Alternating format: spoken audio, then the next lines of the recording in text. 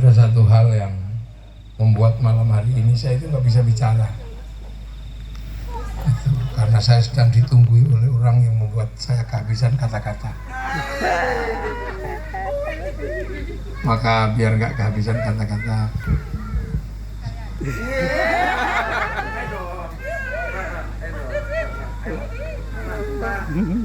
siapkan kursi 2 sini. Oh, di sini aja. Ya, kita nggak usah. Sini aja ya.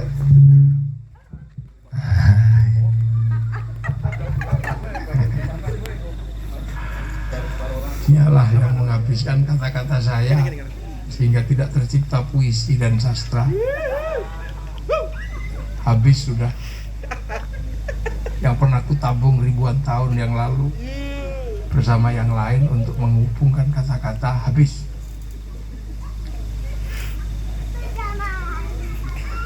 Penyair masa lalu yang kukumpulkan kata-katanya, penulis-penulis yang kukumpulkan kata-katanya habis, sehingga tidak pernah tercipta puisi dan sastra, karena semua habis untuknya.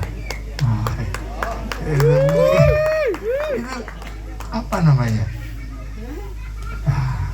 Aku cinta kau. Kita mau ngomong apa? Saya sedang sangat berterima kasih kepada para sesepuh penjaga gawang kesenian dan seniman di Yogyakarta. Ada Mas Hamdi, ada Mas Joni, dan ada teman-teman sekalian. Saya hanya berharap satu hal waktu itu, bahwa di Maulid Nabi ini ada kebahagiaan bersama. Jadi ini kebahagiaan berkumpul bersama para seniman, para musisi, karena Rasulullah dibekali oleh mahakarya di atas karya sastra. Maka malam hari ini saya ingin berbagi di acara Maulid ini dengan para pemroduksi kata, para kreator kalimat dalam bentuk sastra, apakah puisi atau ungkapan apa, bagian dari Maulid. Karena Rasulullah itu mukjizatnya adalah Al-Quran. Walaupun kita tidak bisa membuat taraf Al-Quran, paling tidak para seniman mampu bikin kata-kata yang meneduhkan dan mencairkan situasi. Ini adalah sebuah pelajaran bersama dan ingin berbahagia dengan para seniman. Yang kedua, nanti akan ada lagi pada tanggal 14 Ki Ageng Ganjur di sini, tapi di lapangan yang sana.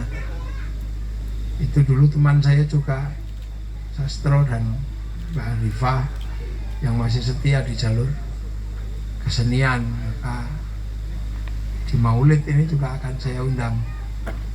Dan nanti tanggal 15 ada Mafia Sholawat, karena Abidin juga belum bisa punya waktu, maka yang bisa datang Mafia Sholawat. Para hadirin yang berbahagia, secara pribadi saya berterima kasih pada semuanya, dan ini juga berkat dukungan dari orang yang ada di samping saya ini, yang memperbolehkan tempatnya untuk kita bikin apa saja dan kita ambil apa saja di sana. Mau ambil mentoknya juga boleh sebenarnya, kalau mau ada yang mau ngambil mentok dipotong, ada kambingnya, kecuali kucing nggak boleh katanya. Jadi apapun di dunia ini sesungguhnya adalah yang berserak itu harus dikumpulkan. Nah, kemampuan untuk mengumpulkan yang berserak inilah tugas manusia. Ada yang punya tukang kayu, ini bertugas untuk mengumpulkan dinamika kayu sampai mau jadi rumah, jadi apa. Ada yang punya kemampuan mengumpulkan batu sampai kemudian lahirlah buah karya dari batu-batu berbentuk rumah. Tukangnya namanya tukang batu. Ada yang punya kemampuan untuk mengumpulkan negosiasi antar orang untuk menjadi satu kepentingan bersama, namanya politisi. Ada yang mampu mengumpulkan antara tumbuhan dan kebutuhannya, namanya petani, pekebun. Nah, ada yang punya kemampuan mengumpulkan persoalan dan dinamika jalan keluarnya. Nah, itu namanya psikolog atau seorang guru. Nah, ada yang mampu mengumpulkan kata-kata yang demikian banyak yang dikeluarkan oleh manusia sepanjang waktu ribuan tahun. Ada yang jago ngumpulin itu. Nah, itulah yang namanya karya sastra. Jadi sebenarnya ini adalah pertemuan orang-orang yang mampu mengumpulkan apa saja. Ada yang dikumpulkan jadi cerita, namanya cerpen. Ada yang dikumpulkan jadi ungkapan-ungkapan estetik, namanya puisi. Jadi sebenarnya dunia ini adalah berisi dari sekian orang yang pintar mengumpulkan. Mas Hamdi itu dari dulu pintar mengumpulkan kata-kata, makanya menjadi seorang penyair yang agak kejam juga kalau menilai, dan terkenal itu kalau dosen killer itu namanya. Itu kalau kasih nilai paling pelit. Nah, itu dulu kalau jadi juri puisi. Nah, kalau ada yang mengumpulkan kata menjadi sebuah cerita, Mas Joni. Jadi dulu pernah punya karya namanya Lampor. Nah, saya habis kata-kata, mengumpulkan kata-kata untuk merayunya, ya saya dapat dia. Ada yang nggak pintar mengumpulkan kata-kata, kayak Mas Rusman ini nggak pintar mengumpulkan kata-kata, tapi pintar mengumpulkan bunyi. Makanya jadilah seorang musisi. Sanggar Nun tadi itu karena kemampuan mengumpulkan bunyi. Jadi maka di dunia ini bagi siapapun yang pintar mengumpulkan sesuatu, dia akan menjadi seorang kreator, entah apa. Wartawan apa Gus? Wartawan ini rati sebut. Wartawan itu pintar mengumpulkan pintar mengumpulkan hoak. Itu maksudnya. Wah, kacau. Ya kan? Loh, itu yang dulu disebut wartawan apa kuning kan. Plat kuning dulu. Nah, kalau yang plat putih ya sampai sekarang masih idealis, mengumpulkan penderitaan rakyat, mengumpulkan kesengsaraan dan air mata. Itu wartawan-wartawan yang dulu disebut wartawan idealis. Kalau wartawan kuning kan tergantung pesenannya apa, dulu ada begitu, nggak tahu sekarang. Jadi karena apa? Manusia ini puncak dari yang mengumpulkan. Jadi apapun bentuknya dia nggak pernah bisa berdiri sendiri, jadi dia harus mengumpulkan. Nah, orang-orang yang pintar ngumpulin inilah yang akan jadi piramida, dan dia akan berada di puncak-puncak piramida kehidupan. Nah, puncak-puncak piramida kehidupan itu pasti diisi oleh orang-orang yang pintar mengumpulkan, pintar memadukan, pintar mengkreasikan apa yang berserak, apa yang ada. Tapi bagi siapapun yang nggak pintar mengumpulkan yang berserak, ya dia menjadi bagian dari serakan-serakan itu. Itu kunci dari dulu. Politisi, pedagang, seniman, atau apa saja. Karena tegas. Jadi yang bikin dunia ini mengatakan wallazi khalaqalakum ma fil ardi jami'a. Aku bikin dunia dan seisinya itu untuk kalian semua. Untuk kalian. Maka semua yang bisa mengumpulkan menjadi satu bentuk kreasi. Bentuk bid'ah baru itu. Jadi bid'ah baru. Dialah yang akan menempati piramidanya itu. Dia nggak akan pernah di bawah piramida itu. Siapapun. Kumpulin kata, kumpulin jadi kumpulin uang, ya jadi pekerjaan, ya jadi pengusaha gitu. Nah, ngumpulin persoalan tapi tidak punya penyelesaian, ya jadi puncaknya ya wong gendeng kan, itu aja. Jadi itu di situ. Jadi sesungguhnya siapa sih yang mampu? Karena dunia ini luasnya luar biasa. Nah, di puncak-puncak itu pasti orang-orang yang bisa mengumpulkan yang berserak itu. Ada yang ngumpulin manusia itu lah.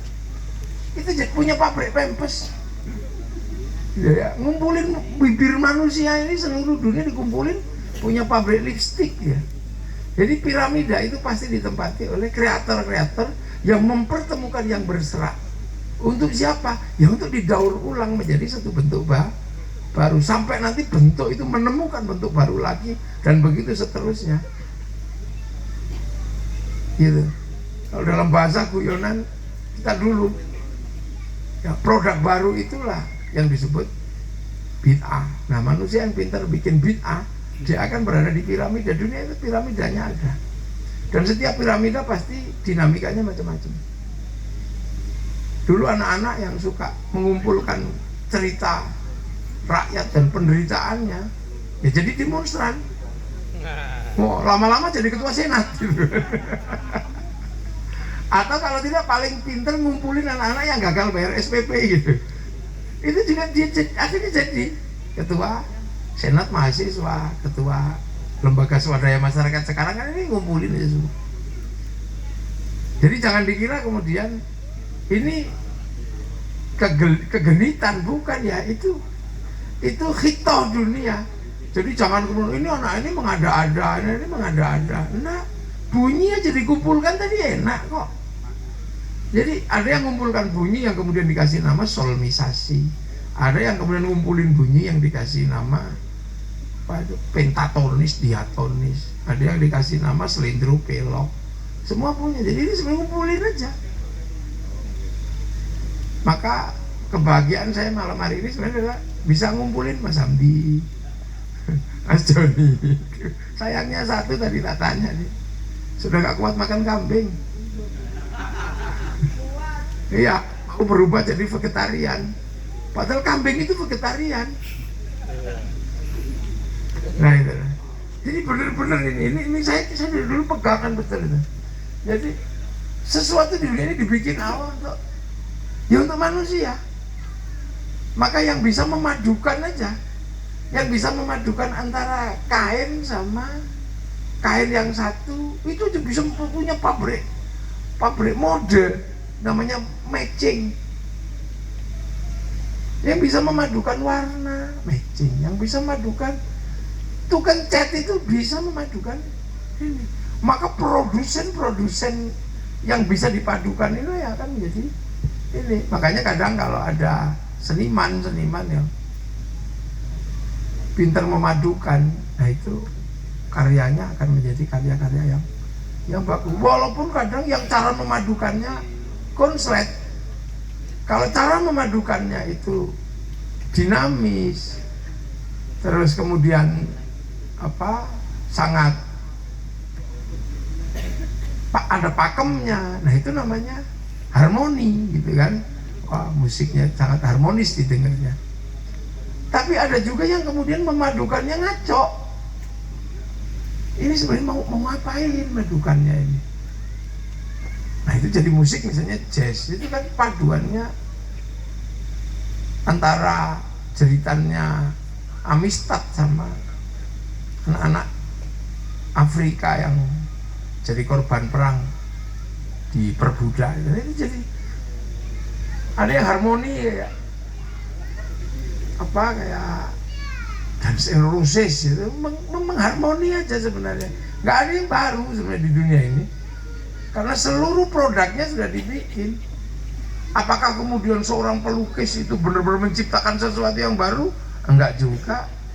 Karena semua pelukis kemampuannya ditentukan oleh pabrik cat. Nah iya kan? Seorang pelukis semua kemampuannya ditentukan oleh pabrik cat. Begitu cat nggak produksi warna, dia bingung. Tapi Picasso berani motong kupingnya untuk dijadikan warna pengganti warna merah. Lahirlah dekonstruksi. Nah, ada juga yang seorang penulis itu semua adalah mengumpulkan kalimat yang ada, kata-kata yang ada yang dibikin oleh semua manusia dari sekian zaman. Tapi ada yang ngumpulin kata-katanya agak ngaco, gitu kan. Tiba-tiba kata-kata bahasa Indonesia campur dengan bahasa Jawa. Itu ada yang disebut dengan bahasa Arab. Semua orang bingung waktu Danarto tiba-tiba nulis godop, godop, godlop. Padahal itu bahasa Arab, godop, marah. Tapi ketika dia ditulis dengan bahasa Indonesia, gitu. Nah makanya saya dulu juga nggak ngerti, tiba-tiba ada sesuatu perpaduan yang tiba-tiba saya jalani gitu aja, dan akhirnya jadilah seperti ini, yaitu wallahul muwaffiq ila aqwamit thoriq gitu. Saya bernama Muwaffiq, istri saya namanya Ella, ya sudah pas kan. Wallahul muwaffiq ila aqwamit thoriq. Nah, jadi semua kan, kalau pabrik gitar itu tiba-tiba merubah notasinya, itu anak-anak Sanggarnon juga pasti pusing, ya kan? Dia pasti pusing. Karena apa? Tiba-tiba harmoninya hilang. Maka kemampuan kesenimanannya dia juga ditentukan oleh pabrik gitar. Tapi berbeda dengan tiba-tiba mungkin nggak ini sistem notasi ini dirubah dalam satu baris nada. Nah itu lahirlah sebuah karya besar yang memadukan antara teks Eropa dan teks Arab dalam sebuah karya yang dibikin oleh namanya Carlo Domeniconi, yang dalam sebuah judul dikasih judul Kayun Baba. Loh, saya masih ingat kata-kata itu, karya itu. Itu coba nanti anak-anak seniman, dia fretnya diganti semua, keluar dari pakem solmisasi Ebit GAD gitu kan, Ebit GAD. Nah ada, jadi ada orang-orang yang nekat bikin begitu, tapi menjadi harmoni baru. Nah, dalam dunia berkesenian mungkin juga harus ada orang-orang yang nekat. Tinggal nanti pasar menerima apa enggak. Dan sama dengan tiba-tiba Bluebird gitu. Ini Bluebird ini kan normatif dia, ojek pangkalan apa ya. Tiba-tiba sistemnya dibajak sama ini apa?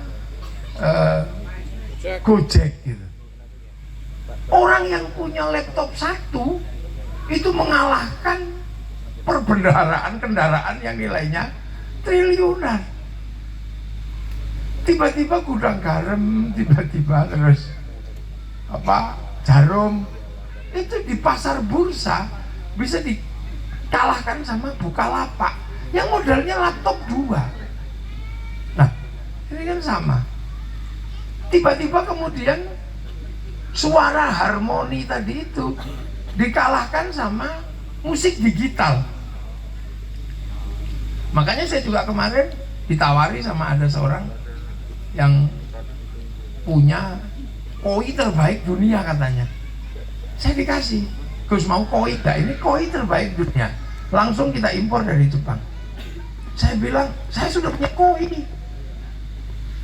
dan gak kasih makan. Gemericiknya saya juga punya. Loh di mana? Di YouTube. Keterwakilan dunia baru ini luar biasa. Makanya yang penting itu sering kumpul. Kalau sering kumpul pasti ada dinamika baru dan ketemu. Ya enggak? Seniman musik misalnya, kita itu kan pernah ya, betapa kita ini pernah berada dalam fase musik rock itu seusia saya. Tahun 95 atau enggak 95 kayaknya. Konsernya Metallica yang ada di Moskow. Ini tiba-tiba dianalisis oleh majalah High waktu itu. Itu konser terbaik dunia. Nggak akan pernah terkalahkan. Bahkan Woodstock itu bisa kalah waktu itu. Kita juga senang-senang aja. Keramaian kalah dengan itu semua dalam konser musik. Tapi keramaian Metallica di dunia ramai bisa dikalahkan oleh konser BTS di dunia sepi. Sekali konser yang nonton 100 juta orang. Dalam 1 minggu 4 kali konser. Dalam 1 bulan 16 kali saya hitung. Nilai materialnya nggak main-main, 1.250 triliun didapat oleh BTS. Duh, ini kemampuan apa? Mempertemukan antara konser dan teknologi di saat sepi. Jadi ketemu aja, tiba-tiba ketemu. Terus kemudian ketemu dengan sistem pembayaran digital, dioplos aja sama dia. Dari satu namanya konser daring. Udah. Nah sementara seniman-seniman dulu kadang masih mikir, wah itu nggak idealis karena material konversinya. Ya itu ada dulu. Nah ini beliau-beliau yang digambar nih, ini mewakili idealisme kesenian ini. Mas Hamdi itu juga sama. Dulu kalau bikin naskahnya dipentaskan, ketatnya luar biasa. Pemilihan artisnya, waduh berat itu. Gak bisa lah kita kalau mengikuti eranya Mas Hamdi itu. Itu kalau di dalam pembuatan keris itu empu itu sudah. Ya kalau dalam dunia kiai itu hadratus syekh. Ada penjaga-penjaganya. Jadi saya masih merasa nyaman dengan dunia yang seperti ini, kan penjaganya masih ada. Jadi ketika saya udah kemana gitu, saya punya teman, Mas Hamdi coba dikumpulin, masih gitu, Mas Joni, Mas Hamdi masih. Makanya saya pengen kok ini nggak sekali lah gitu ya. Akan kita lakukan lagi nanti kapan dengan skala-skala yang berbeda-beda. Tapi saya juga nggak ngerti wujudnya seperti apa, karena saya tidak di dunia itu. Yang tahu dunia itu ya Mas Hamdi dan ini. Nah makanya nanti saya pasrahin aja ini gimana sih wajah berikutnya dari yang namanya penjaga kebudayaan ini, dari yang namanya penjaga kesenian, dari yang namanya penjaga kebudayaan. Karena hampir tidak ada lagi. Saya tadi diskusi sama Mas Hamdi, tidak ada lagi calon presiden yang mikirin itu. Sesuatu yang masih berjalan, menghidupi setiap hari, mengisi dunia Indonesia misalnya, nggak ada lagi yang ngomongin itu. Baik presiden yang kemarin dia nggak ada ngomongin, calon presiden yang sekarang nggak mau ngomongin, lah nggak tahu nanti. Kita suruh ngomong aja. Nah tapi kan semua punya dinamika masing-masing. Intinya cuma satu, siapa yang paling pintar ngumpulin yang berserak, dia akan berada di piramida itu. Siapa yang gagal ngumpulin yang berserak itu, maka dia bukan bagian dari apa-apa. Dan biasanya kalau sudah di wilayah itu, orang nggak ada yang cemburu, nggak ada yang jealous, nggak ada. Makanya kalau masih ada orang yang cemburu, masih ada orang yang marah, artinya hidup Anda masih dinamis. Tapi begitu sudah ada nggak yang ngompongin Anda, nggak ada yang membicarakan, artinya hidup Anda sudah gagal, sudah selesai.